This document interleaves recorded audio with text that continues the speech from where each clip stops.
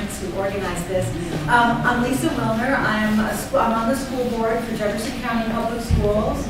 I represent all of Newburg and am very proud and honored and humbled to be in that role, and very happy to be with you here today. My mother is just about to celebrate her 95th birthday, and I have been interviewing her about her experiences as a white woman in segregated Southern Indiana. What were her experiences? What were her memories about race, about her encounters with African American people? Did she have any African American friends? And she didn't, because the schools were segregated at that time. And she told me just the other day, she was telling me about, she went to Jeffersonville High School, where my grandmother went, my mother went, I went there as well. When my mother attended in the 1930s, it was completely segregated. There was a school for African American students on Wall Street in Jeffersonville called the Taylor School. And my mother tells about there was going to be a field trip for students from Jeff High to go visit Taylor and to see the school. And she was very excited. She was very curious. She wondered what the school would look like, what that experience would be like. And she says her memories of it are pretty dim, but one thing that she remembers so clearly is walking into one of the classrooms, and in great big letters across the top of the chalkboard, it said, "Education is power. Education is power." And that is just as true today as it was in 1932. And I would actually like for you guys to repeat that phrase with me. Education is power. I'm going to do a quick reading, and then I'm going to introduce a very powerful young woman, a very important voice in our community. So I'm going to first read.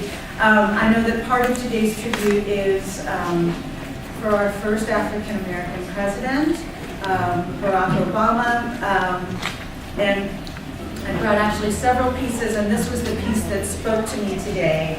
This was a piece written by Elizabeth Alexander. She's an African American poet. I actually went to college with her, although I can't get any credit for this beautiful poem that she wrote. But it's been an honor to know her over the years. She's a professor at Columbia University, and this is a poem that she wrote at President Obama's request on the occasion of his first inauguration. And this is a poem called Praise Song for the Day.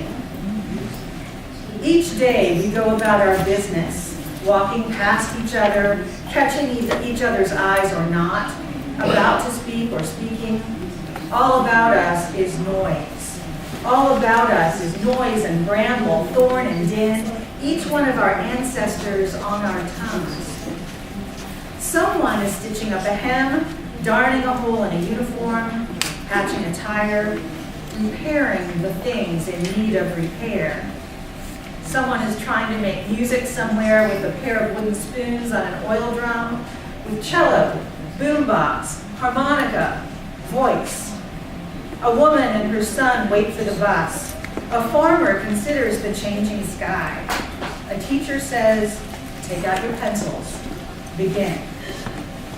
We encounter each other in words spiny or smooth, whispered or declaimed, words to consider, reconsider. We cross dirt roads and highways that mark the will of someone, and then others who said, "I need to see what's on the other side.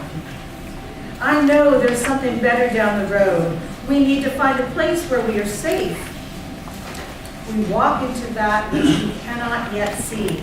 Say it plain that many have died for this day. Sing the names of the dead who brought us here, who laid the train tracks, raised the bridges, picked the cotton and the lettuce, built brick by brick the glittering edifices they would then keep clean and work inside of. Praise song for struggle, praise song for the day. Praise song for every hand-lettered sign, the figuring it out at kitchen tables. Some live by love thy neighbor as thyself. Others by first do no harm, or take no more than you need? What if the mightiest word is love? Love beyond marital, filial, national, love that casts a widening pool of light, love with no need to preempt grievance. In today's sharp sparkle, this winter air, anything can be made, any sentence begun on the brink, on the brim, on the cusp. Praise song for walking forward into that light. Elizabeth Alexander is the poet who wrote that on a beautiful, inspiring day in a different time, 8 years ago, a different place than we are today, and we need lots of voices to give us hope. And so I'm going to introduce you guys to Jameelah Lockhart. Come on up, Jameelah. Jameelah is a student at Moore High School. Miriam Seymour School, recently changed the name, is in a spoken word group at Moore. And if anyone can tell you about the power of education is power, right? It's Jameelah. So I'm going to ask her to tell us a little bit about her educational achievements and then to share some of her work with us. Hello, everybody. Hello. I have been maintaining a 4.0 GPA. Awesome. Thank you so much.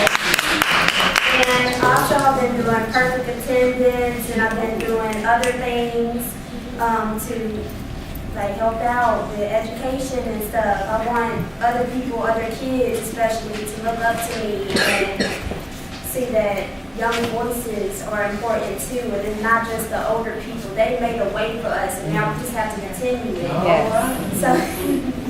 So I wanted to share a poem that I call Beauty Is. My first time sharing it with anybody. So, beauty, perfection, flawed, unique. Beauty is when the stars twinkle in the night sky, when the birds soar so high, when God tries to keep his lovely earth moist, when poetry is being read from a sweet-toned voice. Beauty is when a dancer is clothed in grace, when scars are painted meticulously on someone's face, when a vibrant rose is dressed in by an exquisite vase, when a dress is clothed in lace. Beauty is in the eye of the beholder. Beauty is caught in the heavenly sculpture, when the world is full of many cultures. There are soldiers that fight the many battles. Beauty is when a couple kiss, when we reminisce the memories of the people we miss, when people are filled with bliss, when people are not driven by ignorance. Beauty is an ongoing list. Beauty, admirable, pretty, elegant. Beauty is when you look in the mirror, when you realize that God made no errors.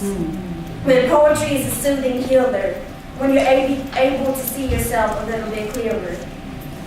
Beauty is when you love what's within, something you have to remind yourself again and again. When you're any color of skin, beauty radiates brightly in your grin. Beauty is when you have confidence, when you don't blend in. You're vibrant, a masterpiece that people can't comprehend. Beauty is in my audience. Thank you. All right.